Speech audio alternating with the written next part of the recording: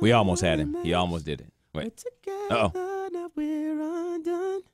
Won't commit, so we choose to run away.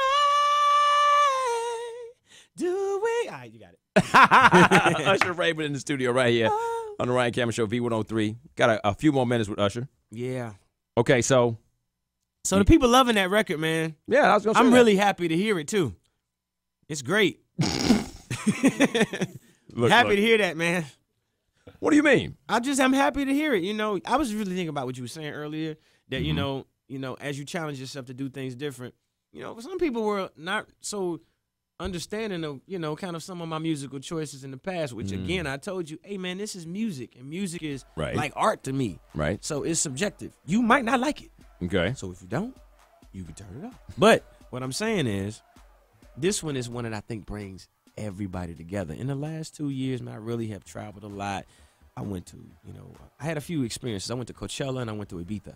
Okay. And when I went to Ibiza, I came back and I just looked at music a little bit different. And I was like, you know, I want to figure out a way to make sure that the rest of the world understands this experience the way that I have it in my head, right? And Climax was the first time that I really hit it, you know what I mean? And working with Diplo, you know, was an experiment that really turned out to be incredible. He's a good friend of mine too now. We're really building. But, you know, that's a record that it was just like, it just kind of came out of nowhere. And it wraps around everything that I feel is going on right now.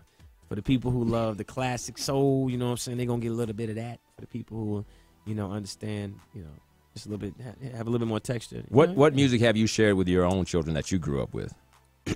What music have I shared with my Like when you're in the kids? car? No, it's like, what is that? You just put on something because it may be something special to you. Man, we listen to a lot of Radio Disney, man. I don't know if I'm supposed to say that, but you know what I'm saying? But, you know, it's funny because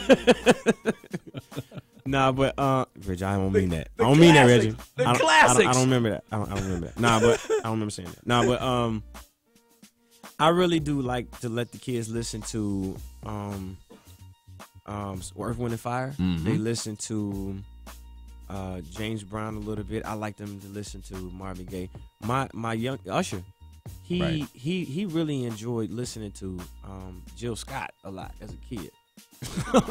He just said just kind of really caught up, but that's caught up as playing. Right, that's great. But you know, it's funny because, you know, when I get in my car, I'll look back and, you know, of course, that's like our little time to play music. Right. We have a little DVD player in there. Sometimes we'll watch a movie or something like that on where we're going.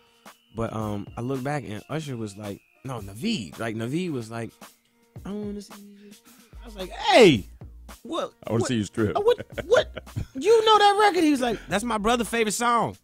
That's what I was going to ask you. What's on the parental controls? Like, what's on the do not playlist right now? Well, you know what I'm saying? There's a clean version of every record out there. So, you know, I got a special iPod for the boys where they can listen to modern stuff. You know what I'm saying? But I try to talk to them. And if we listen to music, we listen to mine. You know what I'm saying? To make sure. But mine it does get a little risky. But, you know. Look, let me show you. Look, this is, I know. You know what I'm talking about. Look on my iPod. I got kids, safe. I mean, that's my playlist. You want to make sure because you don't want the F-bomb to drop out. We were in the car. You don't want that. And I'm not going to say who it is, but, you know, a friend of ours, both of ours had, you know, one of their kids was hanging out with our kids, and their song came on.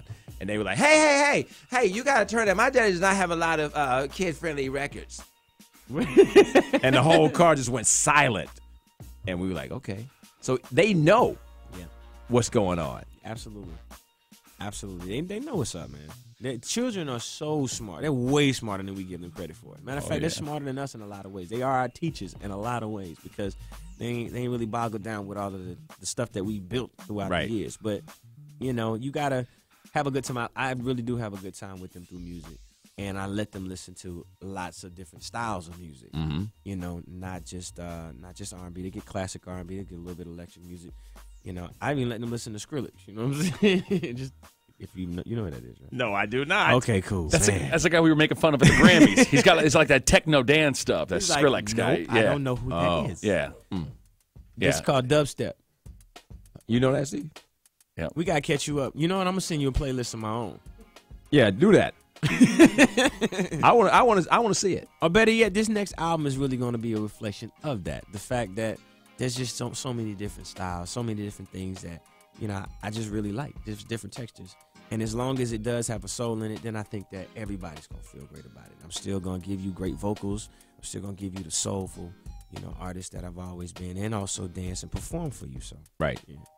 So what's going on with the hairstyle? Because somebody at the web ask about the hair. I mean, what? What do you mean? What's going on with it? Is it a different look? You gonna keep that look when the album comes out? You gonna have that look? Oh yeah. That's the look. I mean, it's not really a look. It's a kind of a.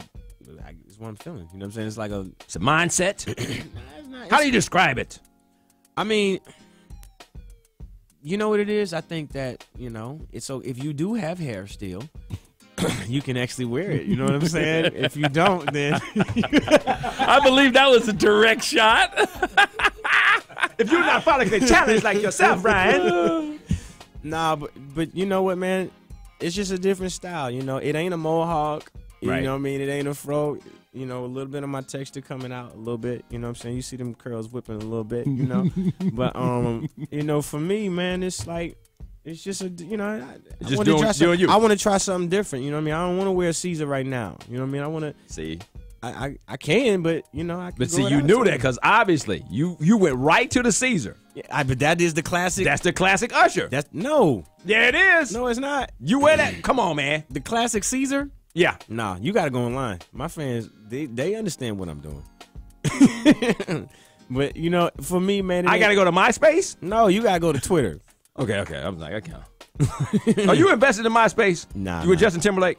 Nah, That's just one of the places I talk. But yeah, that did make me look a little way behind, right? But yeah, I got you. You got to explain that because they like, did he say MySpace? Yeah, you know, to me, it's just an outboard. You know what I'm saying? You know, having 80 million followers on that is just kind of like a thing.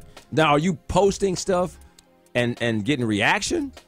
No. I mean, when I talk, sometimes I'll just speak. It's like a chat? Nah, I actually just speak about whatever is relevant to me at the time through my Twitter. You know what I'm saying? Like, I'll just talk about different things, places that I'm at.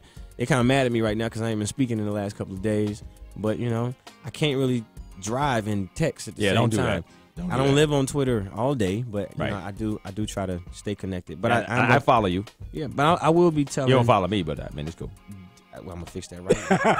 I don't even want to hear you complain. Let me just get this right now, so I don't want to hear that. Nah, but you know, in terms of lifestyle, clothing, hair, all of that, man, it's like you gotta switch it up, man. You know, Okay. And a lot of it is kind of a product of being in a different place. You know what I'm saying? Like when you travel the world, you know what I'm saying? You just want to. You've learned a lot from all these travels. And Not they just- wrapping me up. not- I got to go. You Well, got to go. not just that, but just also too. That's how I feel artistically. You know what I'm saying?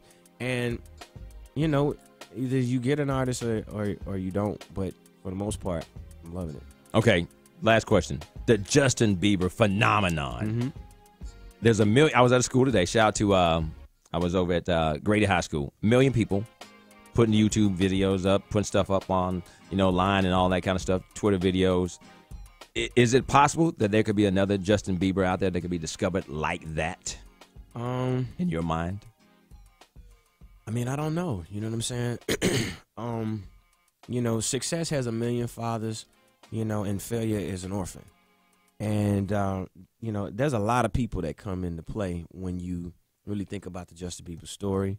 I don't know if everybody knew it or talked about it based off of what you saw behind the scenes. But, Right. It was a bit of, Terrence Carter, who worked for me at the time, who also still works for Justin.